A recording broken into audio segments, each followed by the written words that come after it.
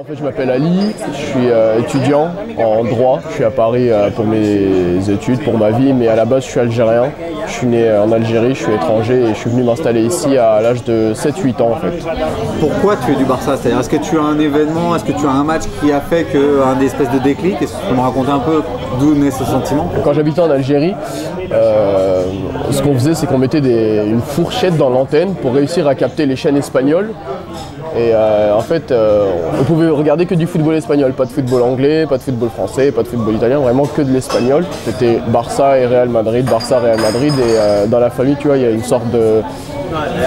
Il y a une coupure entre les deux, en fait, il y a les supporters du Real, les supporters du Barça. Pas de supporters de Valence, pas de supporters de Sasuna, de je ne sais quoi, mais c'est vraiment Barça et Real Madrid. Surtout, je me permets d'interrompre, c'est-à-dire surtout en étant algérien, j'imagine qu'il y a quand même un petit côté, évidemment, je suis obligé de le nommer, mais un petit côté Zidane. Ouais, voilà, ouais. Non, bah en fait, ça c'est les trucs, ça c'était les arguments des supporters du Real, c'est ouais, mais les gars, Zidane il est algérien et tout, mais nous non. Nous on allait en fait au-dessus de la nationalité de Zidane et on aimait le Barça parce qu'on préférait le Barça en fait. Déjà j'aimais bien le maillot, le maillot bleu et rouge, je le trouvais vraiment très très beau. C'était à l'époque en fait 97, entre 97 et 2000 on avait des maillots assez sympas. Le blason que je trouvais aussi très sympa, tout ce qui est comme ça. Mais un des premiers gros événements qui m'a fait aimer le Barça en fait c'était Barça-Valence en fait, la dernière journée de championnat en 2001, 2002. Pas de bêtises, ça doit être un petit retourné, quelque chose comme ça. Ouais voilà, si, tu te trompes pas en fait, c'est bien ça, c'est le retourné de Rivaldo. Déjà mon Rivaldo, ce joueur là je surkiffais quand j'étais jeune.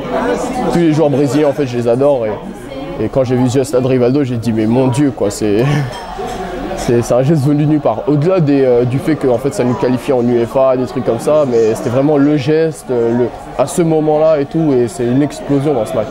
Alors après, ça s'est un peu recalmé, mon engouement pour le Barça, en fait, il s'est un peu stabilisé, quoi. Je suivais les scores, mais sans être... parce qu'à l'époque, j'avais 10, 11 ans, 12 ans, et il n'y avait pas Internet comme aujourd'hui, il n'y avait pas YouTube, il n'y avait pas de... Après les matchs, highlight Barça-Valence ou des trucs comme ça, donc il fallait vraiment regarder le match ou ne pas le regarder. Et en fait, comme j'avais aucun moyen de voir, je suivais un peu de loin.